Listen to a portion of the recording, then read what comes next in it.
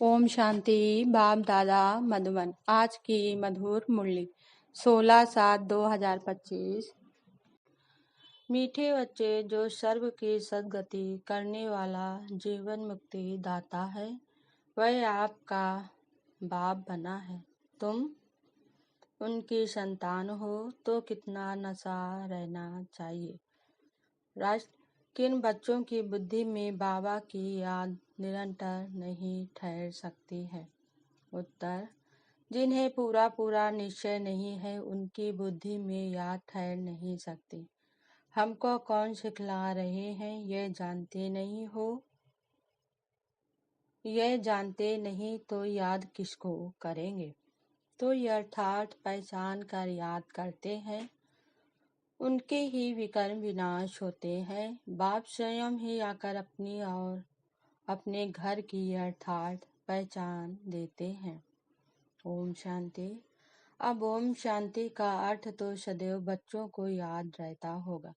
हम आत्मा है, हमारा घर है निर्वाण धाम, वह मूल वतन। बाकी भक्ति मार्ग में मनुष्य जो भी पुरुषार्थ करते हैं, उनको पता नहीं कहाँ जाना है, सुख किसमें है, दुख किसमें है, कुछ भी पता नहीं। यज्ञ तप दान पुण्य तीर्थ आदि करते सीढ़ी नीचे उतरते ही आते हैं। आज की मुरली से मुख्य पॉइंट। अभी तुमको ज्ञान मिला है तो भक्ति बंद हो जाती है। घंटे घड़ियाल आदि का वातावरण सब बंद। नई दुनिया और पुरानी दुनिया में फर्क तो है ना। नई दुनिया है पावन दुनिया।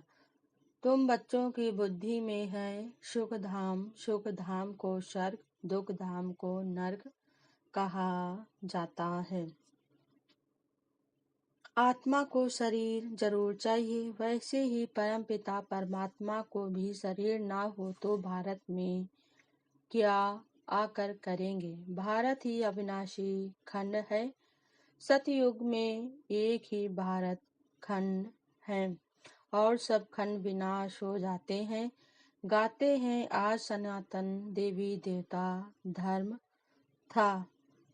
भारत को बहुत मान मिलता है। कोई साहूकार गरीब बनता है तो उस पर तरस खाते है। बेचारा भारत क्या हो पड़ा, यह भी ड्रामा में पार्ट है।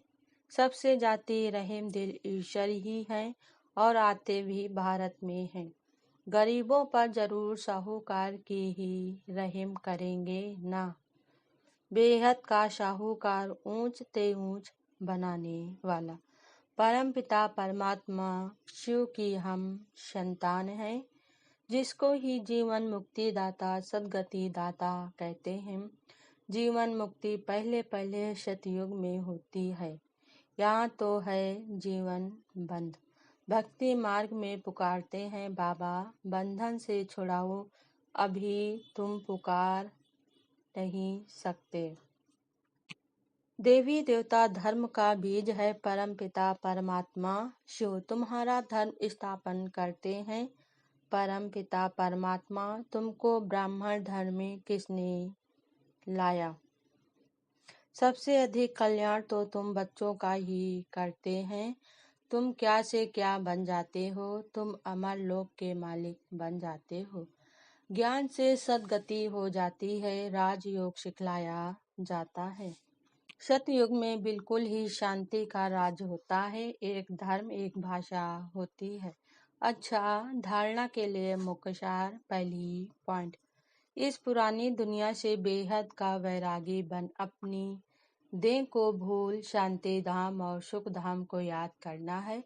निश्चय बुद्धि बन बाप की याद की यात्रा में रहना है। सेकंड पॉइंट, हम सो के मंत्र को यथार्थ समझकर अब ब्राह्मण सो देवता बनने का पुरुषार्थ करना है। सभी को इसका यथार्थ अर्थ समझाना है। वरदान आज बाबा ने दिया, अंत मुक्ता के अभ्यास द्वारा अलौकिक भाषा को समझने वाले सदा सफलता संपन्न भव। स्पष्टीकरण, जितना जितना आप बच्चे अंतमुखी शूट साइलेंस स्वरूप में स्थित होते जाएंगे, उतना नयनों की भाषा, भावना की भाषा और संकल्प की भाषा को सहज समझते जाएंगे। यह 3 प्रकार की भाषा रूहानी योगी जीवन की भाषा है। यह लौकिक भाषाएं बहुत शक्तिशाली हैं। समय प्रमाण इन तीनों भाषाओं द्वारा ही सहज सफलता प्राप्त होती है। इसलिए अब रूहानी भाषा के अभ्यासी बनो। स्लोगन आज बाबा ने दिया, आप इतने हल्के बन जाओ तो बाप आपको अपनी पलकों पर बिठाकर साथ ले जाए। ओम शांति।